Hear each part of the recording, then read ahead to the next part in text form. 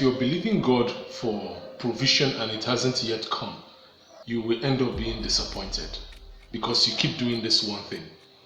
So why I'm sharing this is because last 2 days ago, a lady reached out to me, and this lady is part of my unit. So she reached out to me, and I've not heard from her in I think it's over 6 months. The last time we spoke, she told me she was looking for an apartment, and I also helped her to contact some people. Now let me cut this story short. So when she reached out to me 2 days ago, I asked her, okay, have you gotten this apartment? And she told me that she is still waiting on God for provision. Please follow me on this, because this is going to help you understand why most people will never get provision from God, and why it also seems, and it always seems, that they keep going through this circle of disappointment, and then they come up with that impression in their head, God cannot do it.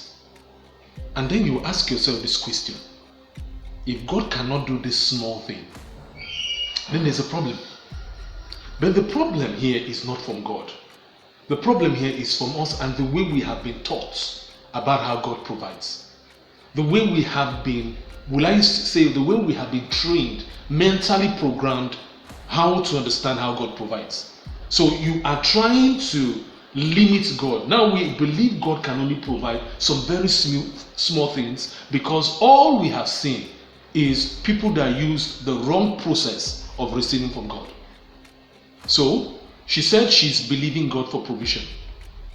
And I'm telling you the honest truth. If I call her in the next 2 months, she's still believing God for provision. Because we make this thing called provision look like magic. We make this thing called provision look like it's so out there, and it's something God is taking time. God has to just take time, not knowing that this thing is instant. Let me share this story with you. It's from the Bible. Go and read the book of Exodus chapter 14. Let me quickly read it. The Bible tells the story about how the Egyptians, let the Israelites go. And the Israelites get into the Red Sea. Verse 13 says, and Abraham said to the people. Now these people are faced with a Red Sea. Just imagine, this big Red Sea is in front of you. You're faced with the Red Sea. What would you do? There's only one option left to me. It's to go back. But behind you, you have the Egyptians. So God did it in such a way that behind you, there is no going back. The only place you need to go is forward. And guess what Moses tells them? Moses answered the people in verse 13. Do not be afraid. Stand firm and you will see the deliverance of the Lord will bring you today. Now, most people have mistaken that word, stand firm, to wait. Let's wait on God. Let's wait and see what God will do. Now, I'm not saying that God cannot instruct you to wait.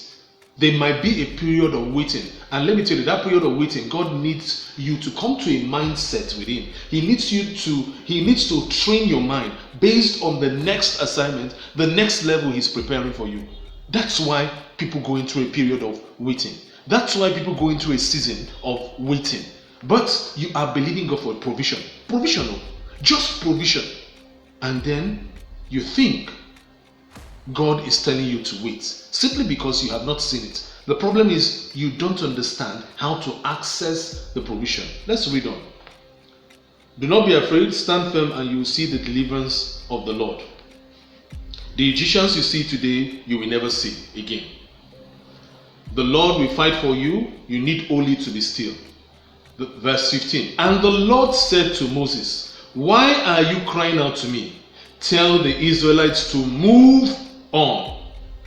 Move on where? Why is God telling you to move on? I'm telling you that there's a Red Sea in front of me and you're saying move on. Move on where? But listen to the next instruction. The next instruction was this. Tell them to move on. And he says, why are you crying out to me? Okay, raise your staff and stretch out your hand over the sea to divide the waters so that they will go in after them. Listen to this very well. I'm faced with the Red Sea. Just picture this, faced with the Red Sea. You are Moses. And then God says, tell the people to move on. Be honest. Move on where? So a lot of people will stay in that state of waiting, looking for something big to happen, so that it will say, oh yes, yes, it's God. No, it doesn't work that way. He says move on, move forward. But as you're moving forward, stretch out your rod. Now let's look at it from this angle. The rod that was in Moses' hand. Think about it. That little piece of stick. What exactly can you do with a little piece of stick? What exactly can you do with stick? How does that part a Red Sea? Do you know how many people have been swallowed by a Red Sea? Do you know nations can be swallowed by a Red Sea? And all God wanted was for Moses to stretch out his rod. It doesn't really make any sense to me. I don't know about you. But look at what God was trying to say here. That for him to bet, you to bet the provision, to bet the miracle, for you to bet what he wants you to bet, that thing you have been asking for, will require a step forward, not waiting. And the stick can signify that thing that is in your hand. So let me be very, very practical with this. Let's look at it from this angle. Some years ago, I wanted a property to start a business with my business partner. And we needed to raise millions of naira to acquire that property. Now, I didn't have millions of naira then. My business partner did not have millions of naira. So we started looking at things we needed to do. Now, we went to our friends, and our friends had a property and they wanted to give it to us, and it was in millions of naira. So we still needed money to get that property. Then I go back to God, and do you know what God said? God said, I have given you the property. And I foolishly went back to my friend and my business partner, and I told him, see what God is saying, that he has given us the property. And do you know what he said? That I'm very naive, that is not how business is done. This is about 2008, 2009. That is not how business is done. That you need money to make money. I go back to God and I say, God, look, and God insisted, I'm giving you that property, and you're not going to pay any money. Now, let me tell you that this was happening in Lagos. If you stayed in Lagos in Nigeria before, you understand one thing. It's a no-nonsense place. It's business, business, business. It's no nonsense that if you don't know how to play the business of Lagos, Lagos is a town that doesn't sleep. Lagos is a town that people wake up by 3 a.m., 2 a.m. to go to work. I don't understand. You will get up early in the morning like that to go to work. Very, very early. It's a town that doesn't sleep. And then God is telling me that he will give me a property. And give me a property and I will not pay. Trust me. There's a lot of reason to doubt. Now guess what happened? I waited for the property. I didn't see the property. Then one day, I'm cutting the story short to get to the meat. Because if I make it long, you will understand so many things that happen. You understand so many phases a lot of people are currently and what they need to be doing.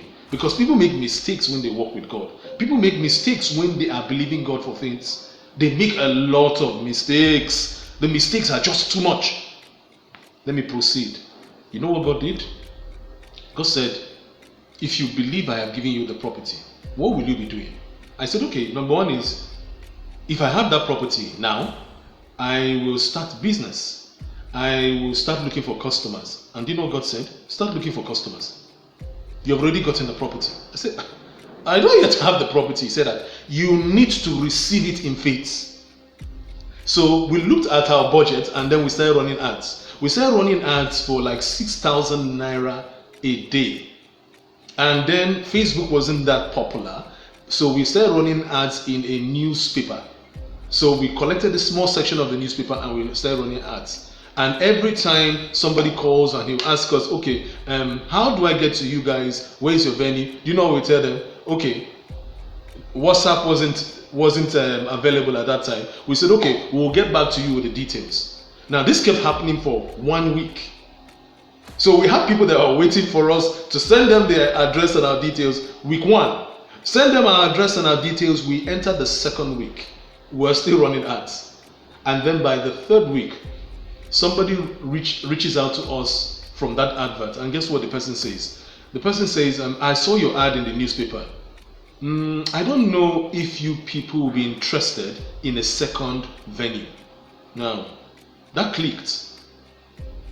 That morning, that clicked, and we said, why do you think we'll be interested in a building or in a property? He said, I just feel that maybe the property you guys are currently using, maybe you want another one that is in a better place. And there is one I have.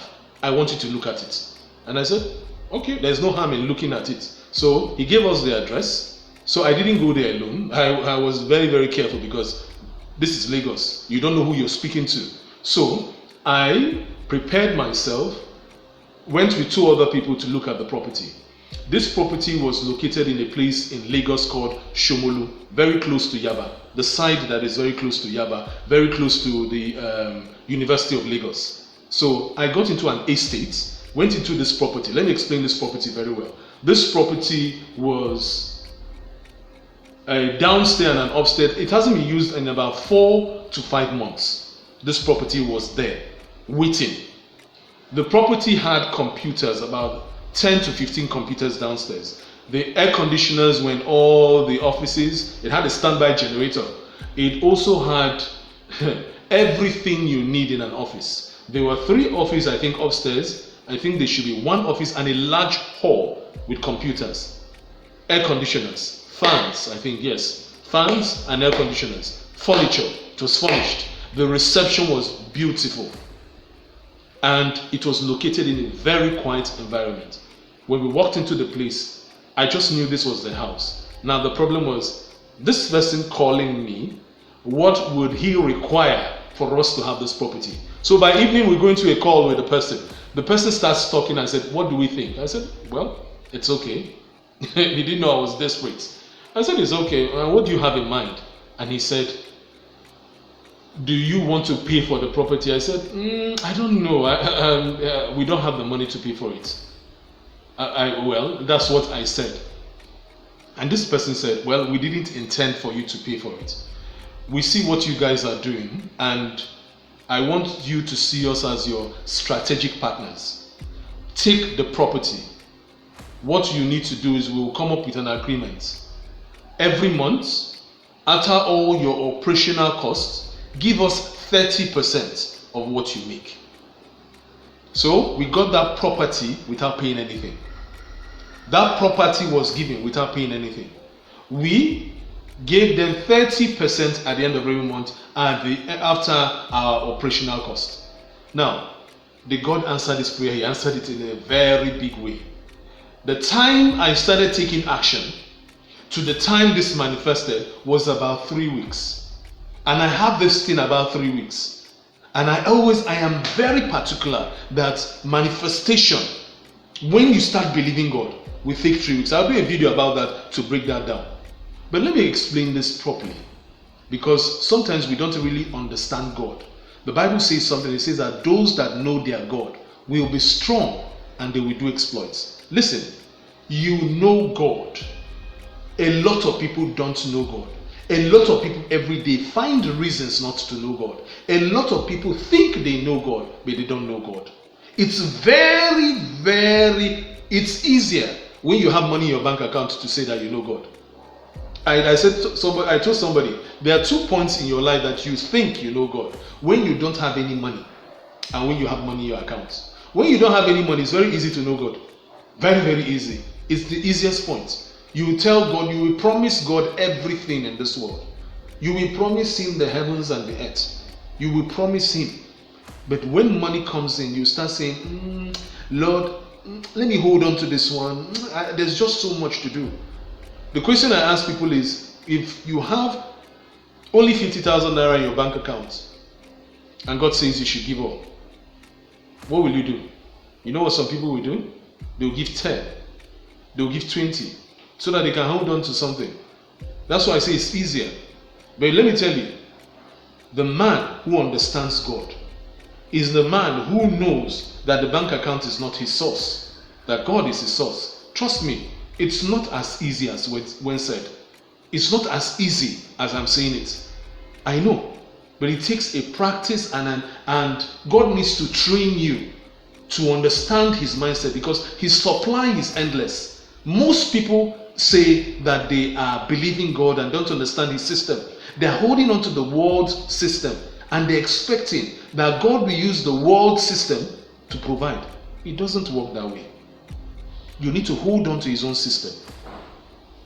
In the next video, I will go into details and I will share with you how to access God's supply. Irrespective of if you have a career, you have a business, or you're currently believing God for a business, you're currently believing God to start something profitable. My name is Kobe, and I'll see you in the next video.